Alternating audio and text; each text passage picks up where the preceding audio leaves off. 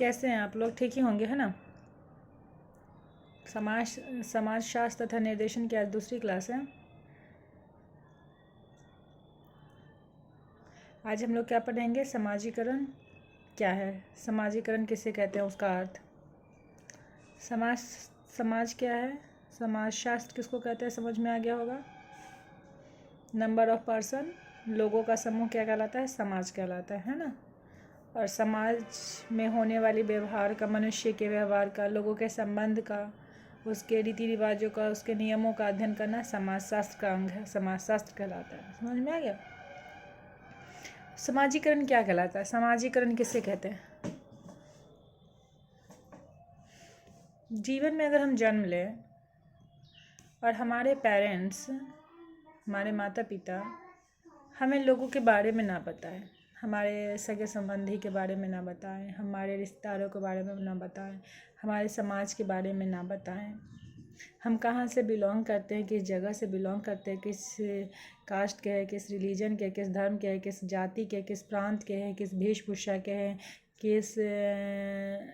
किस कल्चर से हैं, अगर यह हमें ना बताया जाए तब हम क्या करेंगे? तब हमारा जीवन कैसा होगा?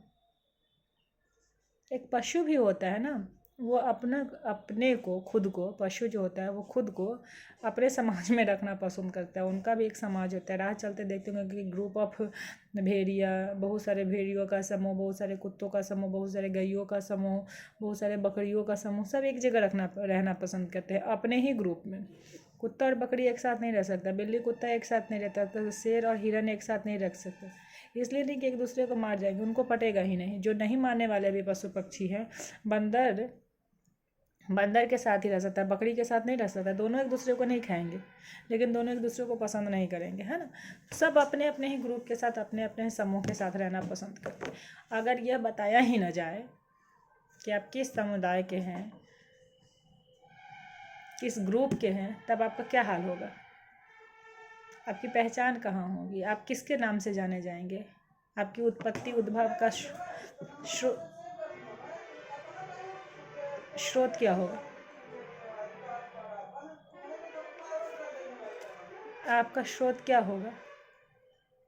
आपका उद्भव का स्थान क्या होगा? आपकी पहचान क्या होगी? ठीक है।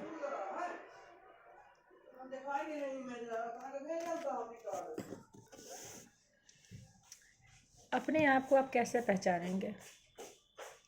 और कोई आपको नहीं बताएगा कि आप क्या हैं, आपकी आइडेंटिटी क्या है, आप कहाँ से पहचाने जाएंगे, तो आप क्या बताएंगे?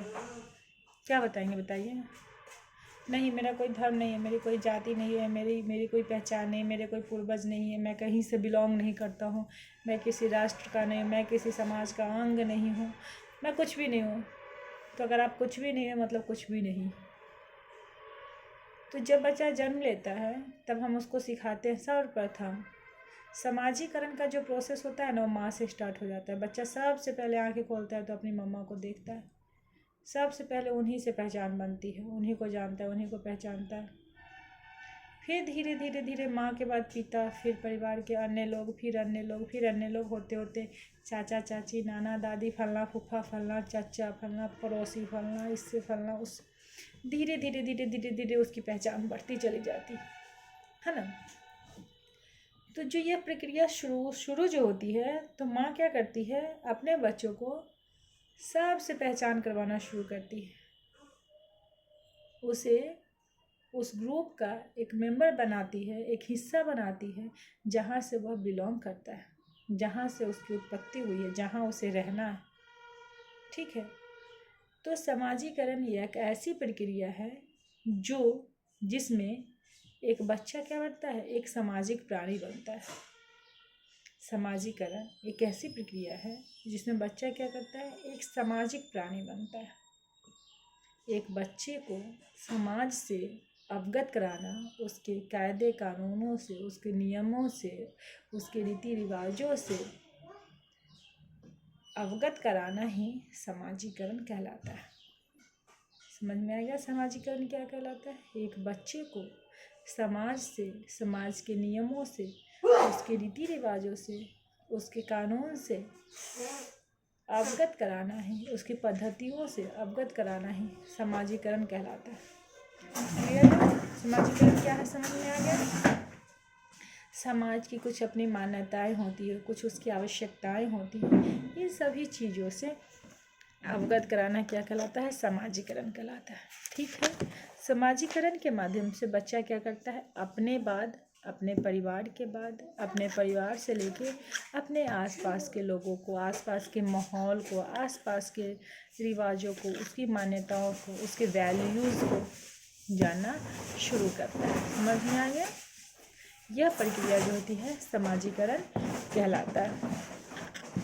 समाजीकरण की जो प्रक्रिया है उसमें बच्चा क्या करता है, सीखता है, जानता है, जानने का प्रयास करता है, सीखने का प्रयास करता है, खेलना कूदना, घर से बाहर निकलना, हॉकी, बैडमिंटन, बॉल, फुटबॉल खेलना, इससे बच्चा क्या होता है, ग्रुप में रहना सीखता है, ग्रुप में उठना बैठना सीखता है, छल द्वेष दंभ सीखता है, ईर्ष्या प्रेम सीखता है, कंपटीशन की भावना जागृत होती है, आगे बढ़ने का प्रोसेस सीखता है। ठीक है, तो समाजीकरण की जो प्रक्रिया है वो ऐसे चल, समाजीकरण की जो प्रक्रिया होती है इसकी जो है उसकी क्या विशेषताएं हैं। समाजीकरण की प्रक्रिया के द्वारा क्या होता है, समाजीकरण की प्रक्रिया के द्वारा क्या होता है, बच्चा में जो होता है सेल्फ कॉन्फिडेंस आता है, सेल्फ के बारे में जानता है। जब हम दूसरे के बारे में देखना, दूसरे को देखते हैं ना, तो अपनी पहचान शुरू करते हैं, आइडेंटिटी करना शुरू कर देते हैं, हम क्या है। अच्छा, फलना आदमी ऐसा है, हमें में ऐसा कुछ गुण है कि फलना बच्चा जो ABCD नाम का बच्चा बहुत तेज़ दौड़ सकता है, क्या मैं भी दौड़ सकता हूँ। इसमें जो भावना आती है उसमें बच्चे क्या होता है, अपने बारे में भी जानना शुरू कर देता है, अपने बारे में पहचान बनाता है। अच्छा, यहाँ पे हमारे यहाँ राम जी की कथा होती है, राम जी की पूजा होती है, हम राम भक्त हैं। बच्चे यह जानना शुरू करते हैं, अच्छा जो जहाँ हम रहते हैं वहाँ राम की पूजा होती है, हमारा जो जहाँ रहता है वहाँ रहीम की पूजा होती है। तो ये भी चीज़ें बच्चा जो है समाज के माध्यम से, समाजीकरण की प्रक्रिया द्वारा बच्चा क्या करता है, सीखता है। समझ में आ गया? उसकी सभ्यता, समाज की संस्कृति, ये सब चीज़ें जो होती है जो हमारे जीवन के बेसिक्स हैं।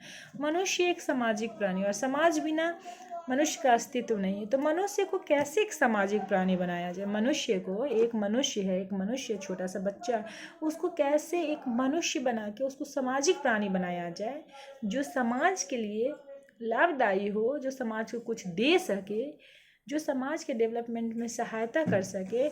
यह प्रक्रिया जो है समाजीकरण कहलाता है।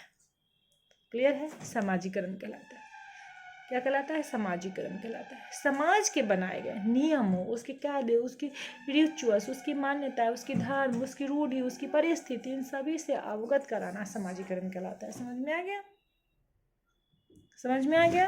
हर एक ज्ञान की शुरुआत समाजीकरण से होती है। समझ में आ गया? समाज सबसे बड़ा ज्ञान का जो है साधन है। समझ में आ गया? समाजीकरण की जो कुछ अवस्थाएं होती है, कुछ स्तर होता है, विभिन्न स्टेज में बच्चा जीवन के विभिन्न पहलुओं को देखिए। जो बच्चा छोटा होता है 0 to 2 ईयर्स के, वो बच्चा अपने माँ को जानता है, उसके लिए उसकी माँ ही पूरा का पूरा समाज है। 0 to 2 ईयर्स के बच्चे के लिए उसका पूरा समाज, पूरी दुनिया, उसके पूरा यूनिवर्स उसकी माँ है। माँ के अलावा वो किसी को नहीं जानता है। समझ में आ गया? खाना चाहिए, पीना चाहिए, उठना बैठना माँ। फिर माँ से धीरे धीरे जैसे जैसे उसकी अवस्थाएं डेवलप होती है, वो दुनिया को देखने लगता है, फिर पहचान बढ़ती है, उसकी आइडेंटिटी बढ़ती है। धीरे धीरे वो अपना कर्म करना, उठना बैठना, चलना फिरना सीखता है। फिर धीरे धीरे वो घर से बाहर निकलना सीखता है। फिर धीरे धीरे वो आगे बढ़ता है। समझ में आ गया? तो यह जो है समाजीकरण की प्रक्रियाएँ हैं। समझ में आ गया? क्लियर है? उसके बाद बच्चे की विभिन्न अवस्थाएं जो हैं, अवस्थाएं 0 से 2, 2 to 5, 5 to 8, 8 to 12, 12 to 18, 18 to कह सकते हैं 21, 21 to 35, 35 नहीं 40 मान लीजिए, 40 to 60, 60 to 40 to 65, 65 to 85। यह विभिन्न अवस्थाएं हैं। इन विभिन्न अवस्थाओं में समाजीकरण की जो प्रक्रिया है विभिन्न स्टेज पे, विभिन्न स्तर पे चलती रहती है। समाजीकरण की प्रक्रिया ऐसी नहीं है कि हम जब छोटे से थे 0 to 2 ईयर्स में मम्मी को देखे, 2 to 5 ईयर्स में बाहर के लोगों को देख हमारा समाजीकरण हो गया। नहीं, जब हम 65 वर्ष की अवस्था में जब रिटायरमेंट होते हैं जीवन से नौकरी से जब रिटायरमेंट होती है तो भी हमें जीवन की, समाज की विभिन्न अवस्थाओं के बारे में, समाज की विभिन्न रीतियों नीतियों के बारे में भी सीखने की आवश्यकता है। समाज में विभिन्न परिस्थितियाँ उत्पन्न होती है, उस परिस्थितियों से कैसे जिया जाए, उस परिस्थितियों में कैसे जिया जाए, उस परिस्थिति से कैसे लड़ा जाए, उस परिस्थिति से कैसे खुद को निकाला जाए, खुद को बचाया जाए, उस परिस्थिति से कैसे अपने समाज को बचाया जाए, कैसे उसकी रक्षा की जाए, ये सारी प्रक्रिया सतत चलती रहती है। निरंतर समाजीकरण की जो प्रक्रिया है शिक्षा की तरह निरंतर चलने वाली प्रक्रिया है, जो जन्म से लेके मृत्यु तक चलती है। ठीक है, जन्म से लेके कहाँ तक चलती है? मृत्यु तक। जब तक कि हम मर नहीं जाएंगे समाजीकरण की प्रक्रिया चलती रहती है, सतत चलने वाली प्रक्रिया है। तो जो इसकी विभिन्न अवस्थाएं हैं, उस अवस्थाएं में अलग अलग प्रकार से हमारा समाजीकरण होता है। अब इस स्टेज में हम लोग क्या चाहते हैं? हम लोग तो पढ़ लिया लिख लिया, अब हमें समाज से उम्मीद होती है कि वो हमें प्रतिष्ठा दे। हम इस कार्य को, अभी नहीं, हम अभी ऐसे कार्य करने में लगे हुए हैं कि हम अपना नाम काम, अपने लिए पैसा भी अर्न करें, अपने लिए नेम भी अर्न करें। हमें नेम भी चाहिए, हमें फेम भी चाहिए, और हमें इकोनॉमी भी चाहिए, हमें अर्थ भी चाहिए। समझ में आ गया? तो अभी जो उम्र होती है तो हम इस तरह से अपना समाजीकरण करते हैं कि हम इन तीनों को पाए। हर स्टेज में जो होता है हमारा समाजीकरण विभिन्न अवस्थाओं में होती है। विभिन्न अवस्था में हमारा साइकोलॉजिकल फिजिकल चेंजेज होता है। समाजीकरण की विभिन्न पद्धतियों के द्वारा, विभिन्न माध्यमों के द्वारा, विभिन्न माध्यमों के प्रति, विभिन्न पद्धतियों के प्रति हमारी विभिन्न धारणाएं बनती है। हमें एडजस्ट करना पड़ता है, हर स्टेज में हमें समायोजन करना पड़ता है। हम समाज के बनाए नियमों से, उसके रेगुलेशन से, उसके रूल्स से कैसे खुद को समायोजित करें, कैसे उसकी मान्यताओं से खुद को उसकी मान्यताओं से क्या करें, खुद को क्या करें, उसकी मान्यताओं से खुद को डेवलप करें, खुद को आगे बढ़ाएं, खुद का विकास करें। ये सारी चीज़ें जो आती हैं वो कहाँ आती हैं? वो आती हैं समाजीकरण की प्रक्रिया विभिन्न स्टेजों में। हर स्टेज में समाजीकरण की अपनी अपनी प्रक्रिया है, अपनी अपनी स्टेज है, अपना अपना कर्म है, अपना अपना किया गया एक अपने अपने एक बाउंडेशंस है ना। ये नहीं है कि जो हम वृद्धावस्था में सोचेंगे वही हम आज ही सोचेंगे। कभी हमें पढ़ना होता है, कभी हमें पढ़ाना होता है, कभी हमें आगे बढ़ना होता है, कभी जब सब काम धाम कर लेते हैं तो सोचते हैं कि हमारे बच्चे हैं, हमारा समाज है, हमें प्रतिष्ठा दे, पद दे, बस पद नहीं प्रतिष्ठा दे, हमारी इज्जत करे, लोग हम निकले तो लोग हमारे सामने सर झुकाए। तो ये भी हमारी क्या होता है, प्रक्रिया होती है समाजीकरण का। समाजीकरण की प्रक्रिया में एक चीज़ आती है कि देखिए, एक स्टेज बाय स्टेज एक ऐसी चीज़ें होती हैं कि जब बच्चा हो, छोटा सा बच्चा, तो अपने ग्रुप के साथ अट्रैक्ट करेगा, वैसा माहौल खुलेगा। हम लोग अपने ग्रुप जैसे लोग सोचते हैं कि हमारे इंटेलेक्चुअल लेवल के बराबर लोग मिले। छोटे छोटे लोगों के साथ जिनकी बुद्धि अवधि हमसे नहीं मिलती, तो हम उनके साथ कम्युनिकेशन नहीं कर पाते, उनसे बातचीत नहीं कर पाते, करेंगे फ्रिक्शन होगी, लड़ाई झगड़े होंगे। ठीक है, तो ऐसी चीज़ें होती हैं। कुछ कहा जाता है इसमें कि जो ऑडिपल और ऑडिपस दो टाइप के इसमें कॉम्प्लेक्स दिया गया है आपने ये बुक में। उसमें कहा जाता है कि जो बच्चे लड़का होता है उसको माँ की तरफ, लड़की होती है उसको पिता की तरफ अट्रैक्शन होता है, या साइंटिफिक मान्यता है, मतलब ऐसे देखा गया है। जनरली ऐसा होता है, लेकिन कुछ एक्सेप्शन भी है। जैसे मेरी खुद की बेटी है, वो पापा के तरफ नहीं, मेरे से उसका ज़्यादा लगाव है। तो ये चीज़ें आती हैं। कुछ स्टेज हैं, ये सब समाजीकरण की विभिन्न स्टेज हैं, विभिन्न स्टेज में चलती रहती है।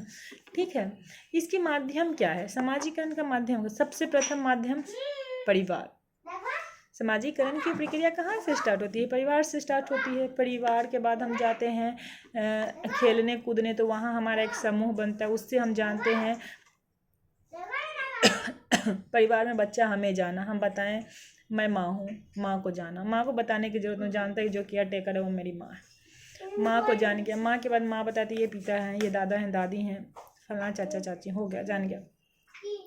जब बड़ा हुआ, बच्चों को छोड़ा गया, बच्चे गए वहाँ खेलने, तो वहाँ उसके 3-4 ग्रुप बन जाएंगे। तो उसको पता चलेगा कि शिवम की मम्मी ये है, शिवम का घर यह है, किशन है, किशन का घर वह है, राम का घर यह है, राधा का घर ये है, राधा की मम्मी ये है। तो उसका अपना एक ग्रुप, एक सर्कल बन जाता है। तो वहाँ उसका समाजीकरण होता है, जिसमें वह सब प्रकार की चीज़ें सीखता है, प्रेम भी सीखता है, ईर्ष्या भी सीखता है, द्वेष भी सीखता है, अलगाव विलगाव सब चीज़ें जो होती हैं उसमें मोस्टली चीज़ें सीखता है। आस पड़ोस में जाते किसी के यहाँ पार्टी शार्टी हो तो चला गया बगल में, तो जान गया ये बगल वाले लोग हैं, ऐसे हैं, इनकी प्रवृत्ति ऐसी है। तो जो चीज़ें हैं वहाँ पे बच्चा क्या होता है, कुछ संस्थाएं होती है, कुछ धार्मिक संस्थाएं होती हैं, इन जगह इन जगह बच्चा क्या होता है, समाजीकरण की प्रक्रिया जो है वह सीखता है। समाजीकरण की प्रक्रिया आवश्यक क्यों है? बिना आवश्यकता के तो जीवन ही नहीं चलती। हम जी ही रहे हैं तो कोई ना कोई आवश्यकता है, अदरवाइज भगवान हमें धरती पे नहीं भेजते, है ना। भगवान का क्रिएशन करना भी बहुत बड़ा पर्पस है उनका, तभी ना हम लोग को धरती पे भेजा, अदरवाइज क्यों भेजते? बेकार का टाइम नहीं था उनके पास भी। सृष्टि पे इतने मानव जाति फैले पड़े हैं, क्यों फैले पड़े? नहीं होना चाहिए था।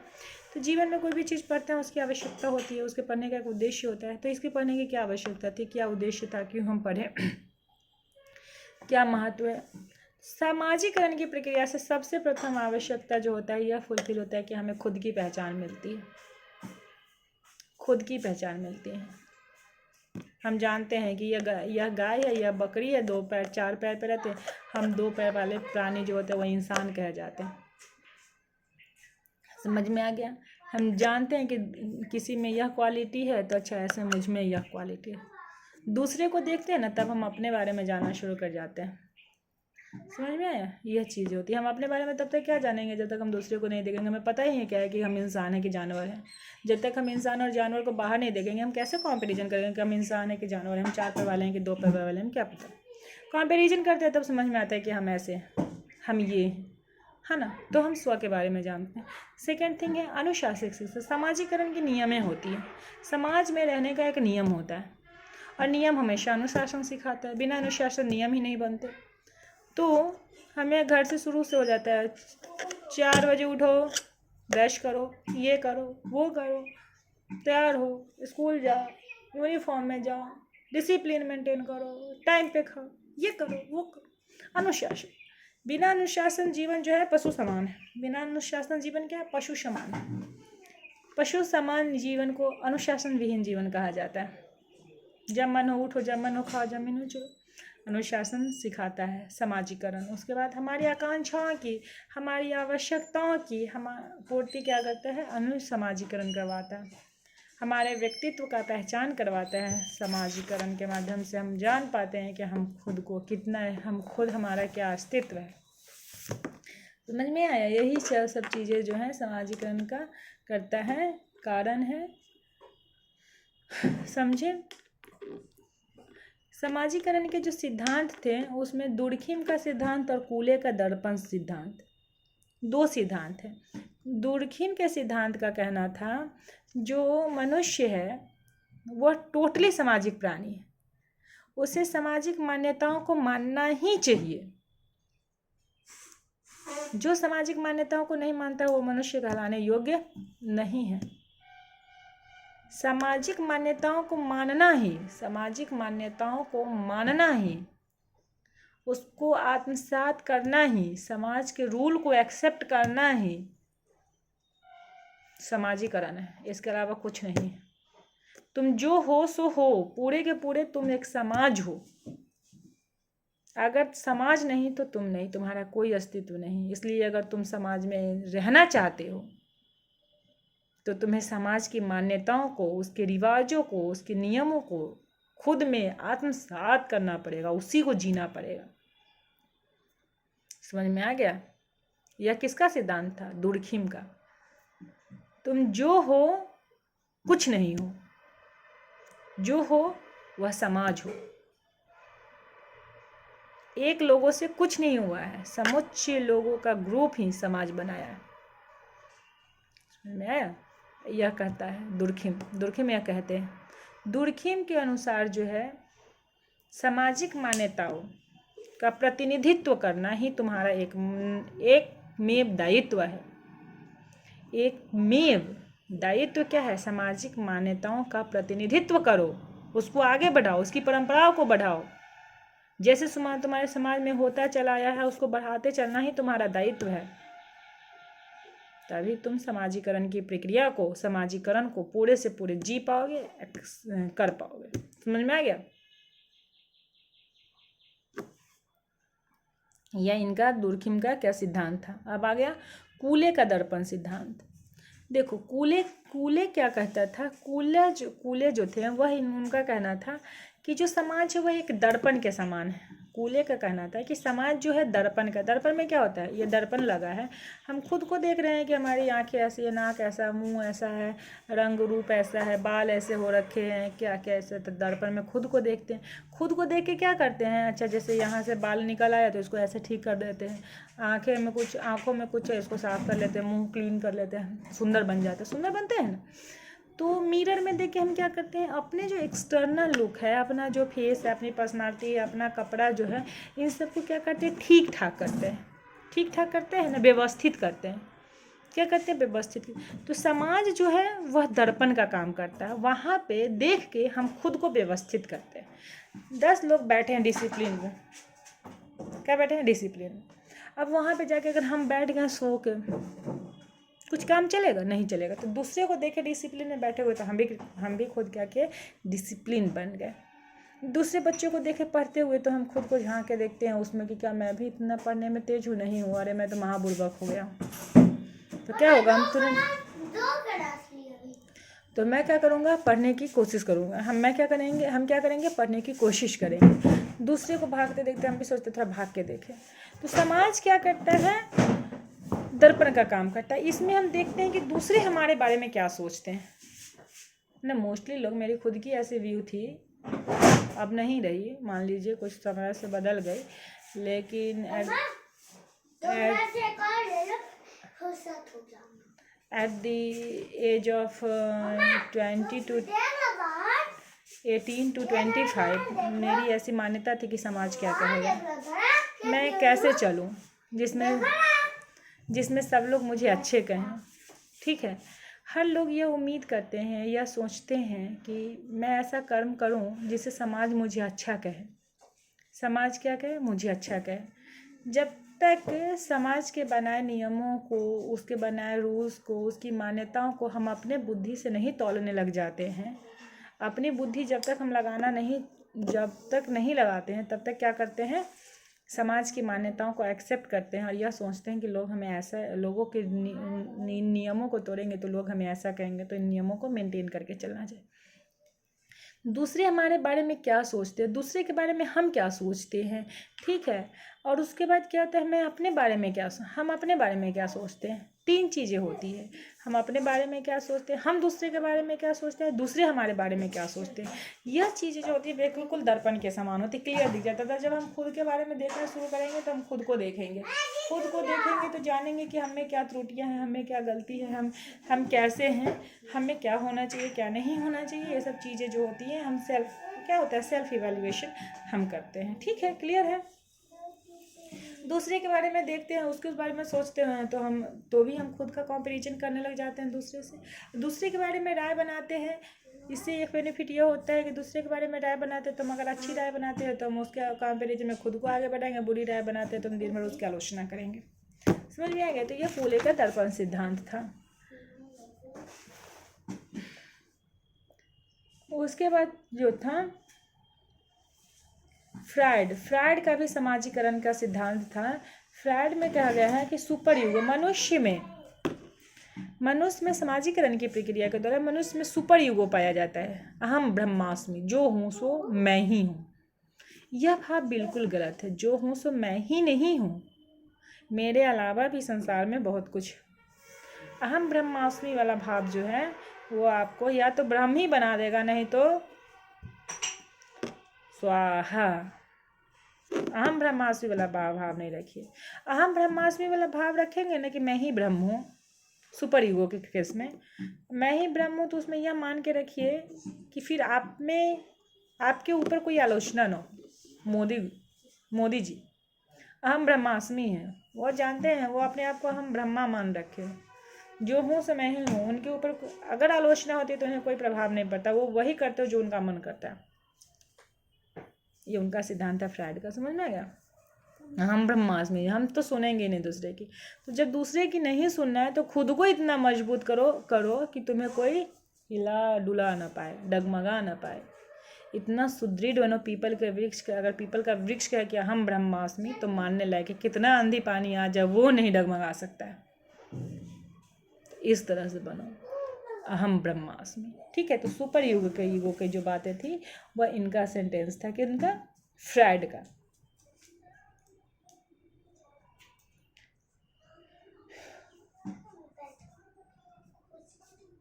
मीड का समाजीकरण का सिद्धांत था। मीड ने कहा कि अगर हम खुद को नहीं समझेंगे ना, अगर हम खुद को नहीं जानेंगे तो हम दूसरे को क्या जान पाएंगे। स्वाभाविक बात है, जब हम अपने आप को नहीं जान पाएंगे तो हम दूसरे को क्या जानेंगे। अगर हमारे पास समय नहीं है खुद के लिए तो हम दूसरे को समय देंगे। देखो सुनो, दूसरे को भी वही आदमी समय देता है, दूसरे को भी वही आदमी समय देता है जिसको दूसरे को समय दे के सेल्फ सेटिस्फैक्शन, दूसरे को समय दे के क्या हो, सेल्फ सेटिस्फैक्शन हो, आंतरिक संतुष्टि हो खुद की।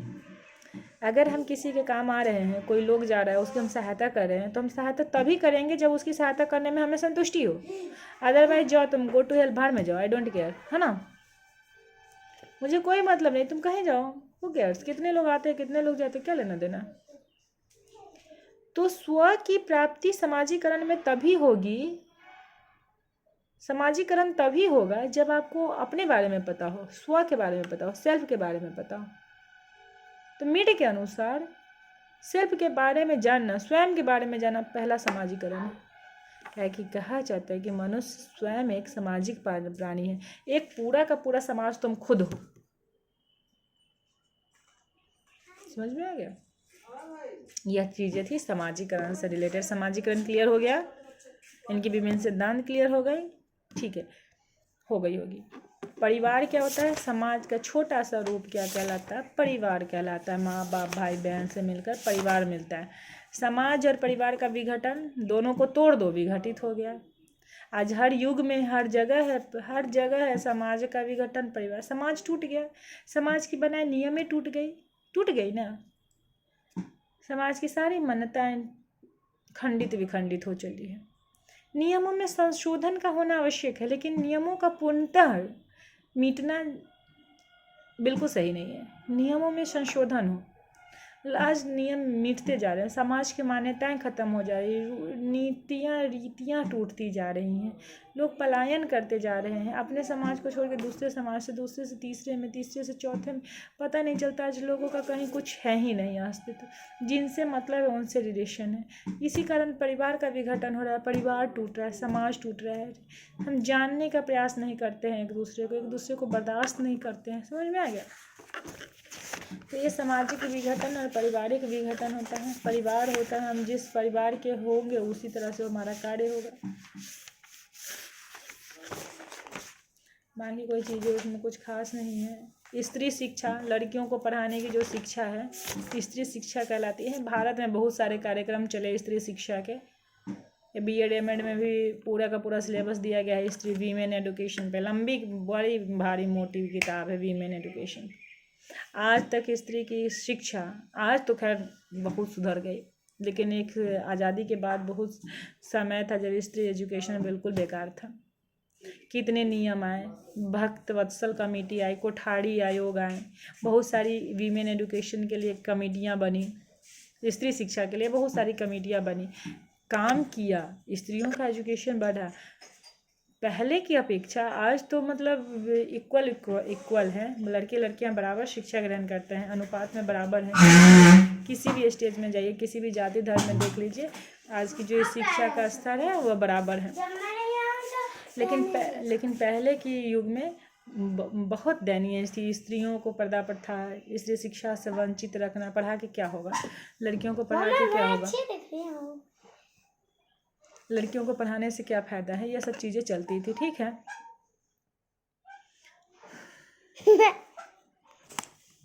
तो स्त्री शिक्षा में जो आया उनकी उस समय उनकी क्या उनकी क्या थी, लोग बोल रहे थे स्त्रियों को पढ़ाने से क्या होगा। फिर धीरे धीरे समाज आया, समय आया, लोग जानना शुरू कर दिए कि नहीं, स्त्रियों को पढ़ाने से एक कुल नहीं 2 कुल का विकास होता है। अगर एक स्त्री को पढ़ा दिया जाए तो उसके पूरे समाज का विकास हो जाएगा, उसके पूरे परिवार का विकास हो जाएगा। तो जोर दिया गया, स्त्री शिक्षा को पढ़ाने के लिए जोर दिया गया। जवाहरलाल नेहरू कहते हैं कि अगर एक स्त्री की शिक्षा, एक लड़के को शिक्षा दो तो सिर्फ एक इंसान को शिक्षा दे रहे हो, लेकिन अगर एक लड़की को पढ़ा रहे तो पूरे के पूरे परिवार को पढ़ा रहे। स्वाभाविक बात है कि एक स्त्री शिक्षित होगी तो वो अपने संतान को पढ़ाएगी, वो अपनी परिवार को, पति को ज्ञान देगी, वो अपने आसपास के पड़ोस को ज्ञान देगी, है ना। तो ये बताते हैं, ठीक है। बहुत सारी पहले सामाजिक समस्याएं, अच्छे से बुक नहीं था, दूर दूर स्कूल कॉलेज थे, तो ये सब चीज़ें बहुत सारी समस्याएं थी। धीरे धीरे धीरे धीरे सब चीज़ होने लगा, प्रचार प्रसार हुआ, नौकरी की व्यवस्था हुई, रिसर्च हुआ, तो स्त्री शिक्षा की जो है महिला समाख्या कमेटी की गठन हुई। ये सब चीज़ें जो हैं स्त्री शिक्षा में काम किया। बहुत सारे नीतियाँ बनाई गई, थोड़ा पढ़ लीजिएगा, ठीक है। बहुत सारी नीतियाँ बनाई गई, एक लक्ष्य तय किया गया है कि इतने समय तक स्त्रियों की जो शिक्षा है वो बढ़ा के यहाँ से यहाँ तक होनी चाहिए। सब पूरी भी हुई। आज के युग में स्त्री शिक्षा क्या है, चल रही है, बहुत अच्छे से चल रही है। गवर्नमेंट का काफ़ी भरसक प्रयास किया गया और प्रयास बहुत हद तक सफल हुआ, ठीक है। बहुत सारे वीमेन कॉलेज बनाया गया, 1961 में ही वीमेन कॉलेज बनाया गया था। क्या बोलते हैं उसके बाद भी बहुत सारे इंडिपेंडेंसी के बाद भी, स्वतंत्रता जब हुई थी, स्वतंत्र हुआ था इंडिया, जब इंडिपेंडेंट हुआ था, उसके बाद बहुत सारे काम हुआ है इसमें स्त्री शिक्षा पे। बेरोजगारी, जब रोजगार प्राप्त नहीं करेंगे तो बेरोजगारी ना होगी, क्या होगा? पढ़िएगा लिखिएगा नहीं तो क्या होगा? कुछ बेरोजगारी ऐसी होती है कि हम पढ़ते ही नहीं हैं, हम कुछ करना ही नहीं चाहते तो बेरोजगार हैं, भाई हमारे लायक नौकरी नहीं है। नहीं पढ़िएगा लिखिएगा तो क्या होगा? नहीं। और कुछ बेरोजगारी होती है जिसमें पढ़ लिख के आपको नौकरी नहीं मिलती। तो पढ़ लिख के देखिए, कहने का सेंस ये नहीं कि पढ़ लिख लें, अगर आप में क्वालिटी है तो आप बेरोजगार नहीं बैठेंगे, आप अर्न कर ही लेंगे कुछ ना कुछ। क्वालिटी नहीं है तो क्वालिटी नहीं तो क्या कीजिएगा?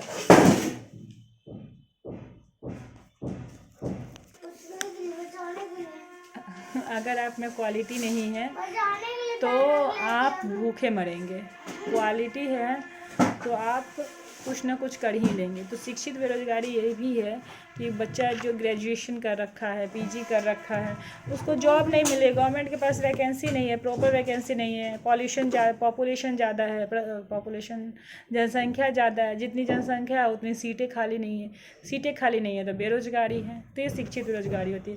दोषपूर्ण शिक्षा है भाई, हम जो पढ़ते हैं कुछ भी पढ़ रहे हैं, पढ़ने से मतलब ही नहीं है। जो हमारा करिकुलम तैयार किया गया था क्लर्क बनाने के लिए किया गया था, वही करिकुलम पढ़ रहे हैं जो 2+2 बनाना सीखते हैं। हमें पता ही नहीं है कि 2+2 हुआ कैसे। परीक्षा के पर्पज से पढ़ते हैं कि पास कर जाना है, परीक्षा के पर्पज से पढ़ना है कि टाइम पास कर रही हो बस।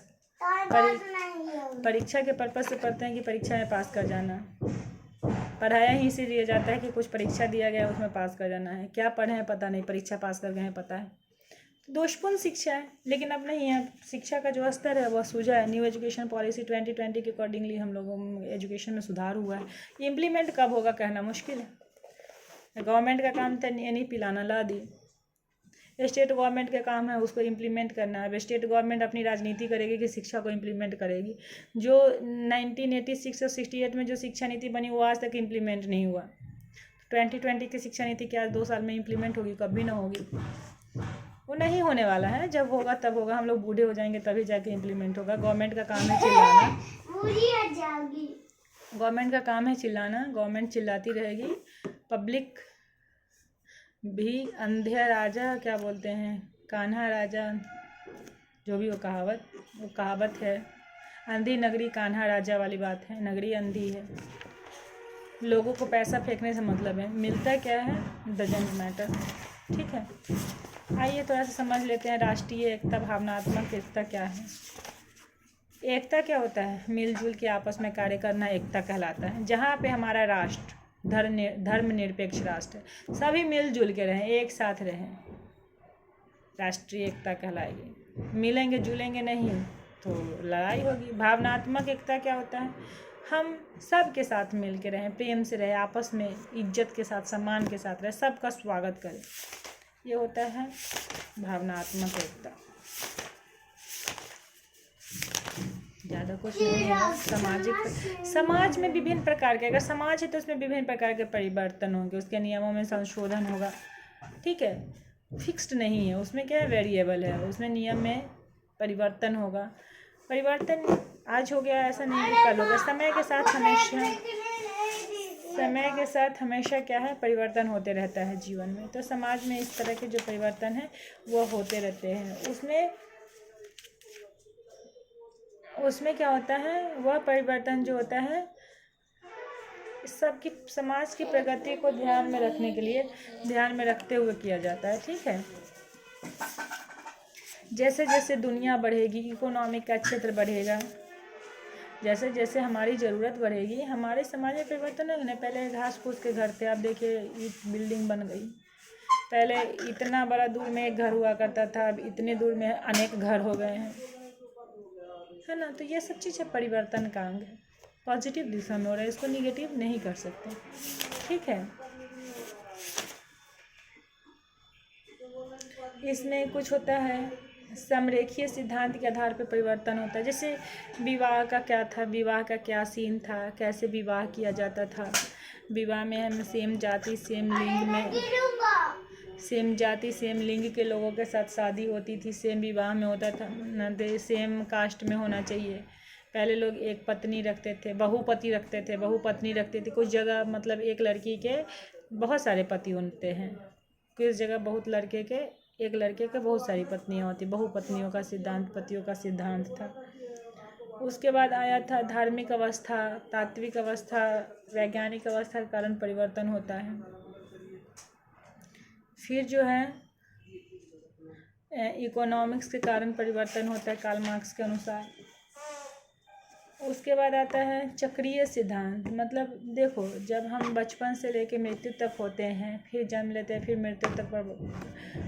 मृत्यु को प्राप्त होते हैं, तो ये सब चीज़ों में क्या होता है, हमारा चक्रीय परिवर्तन होता है। ठीक है, रैखिक परिवर्तन में क्या होता है, जो परिवर्तन है वो निरंतर आगे की तरफ होता है, और चक्रीय परिवर्तन में रैखिक जो परिवर्तन जो है गतिशील होता है।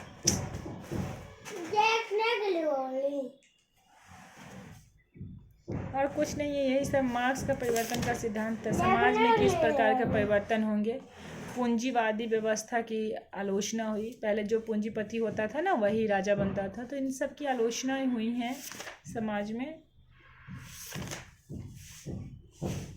ज़्यादा कुछ नहीं है। जनतंत्र, जहाँ जनता राज करता है, वही जनतंत्र कहलाता है। जनतंत्र क्या होता है, जहाँ जनता शासन करती है, जहाँ जनता शासन करती है वो जनतंत्र कहलाता है। इंडिया क्या है, जनतांत्रिक देश है। मेरे हिसाब से तो नहीं है, यहाँ की जनता ही मूर्ख है, शासन क्या करेगी। जनगणना, जनसंख्या तो कुछ नहीं, जनसंख्या निरंतर पढ़ लीजिएगा। समाजशास्त्र और मनोविज्ञान में अंतर। देखिए, मनोविज्ञान में मन स्थिति को जाना जाता है, मानवीय व्यवहार का अध्ययन किया जाता है, और समाज में समाज के बारे में जाना जाता है। किसी एक पर्टिकुलर मनुष्य के बारे में नहीं जाना जाता है, पूरे के पूरे समाज के बारे में जाना जाता है।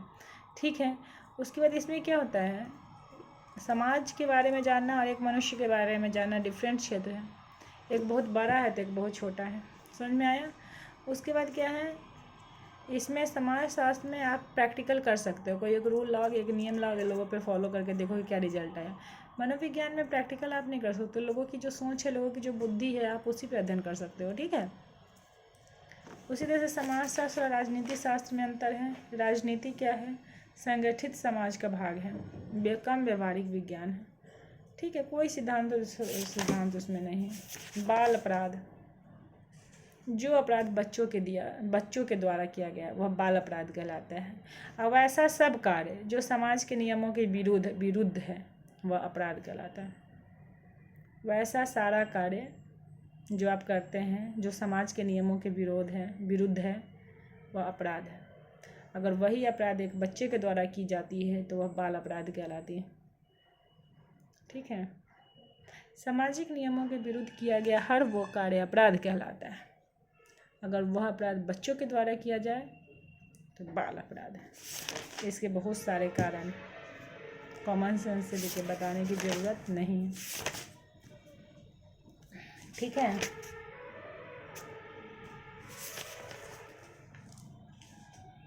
बाल कल्याण।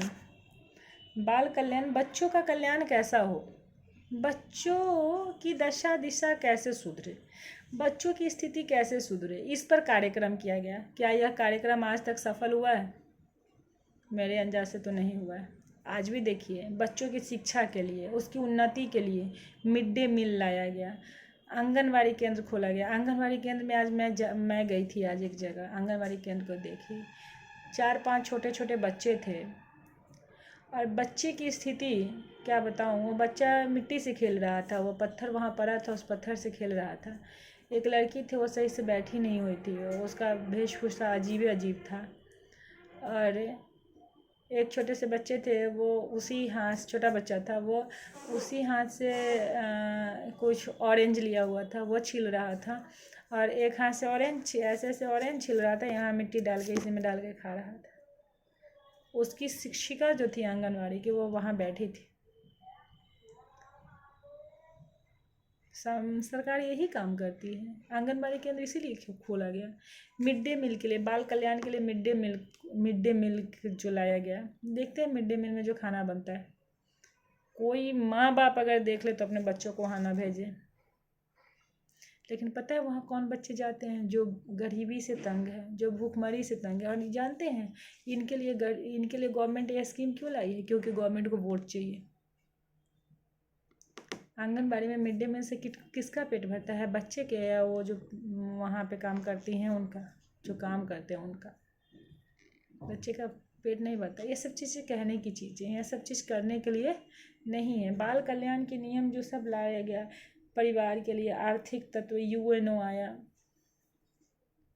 कुछ नहीं। 1920, 22, 24 में कई प्रांत में बनाया गया, 50, 89 में बनाया गया, अधिनियम बनाए गए, सब बेकार है। अब जाके देखिए अनाथालय की स्थिति जो गवर्नमेंट के द्वारा है पोषित होती है, वो सब ऐसे है, जो वहाँ पे लोग बैठे हैं ना, बस उन्हीं का पेट पोषण होता है।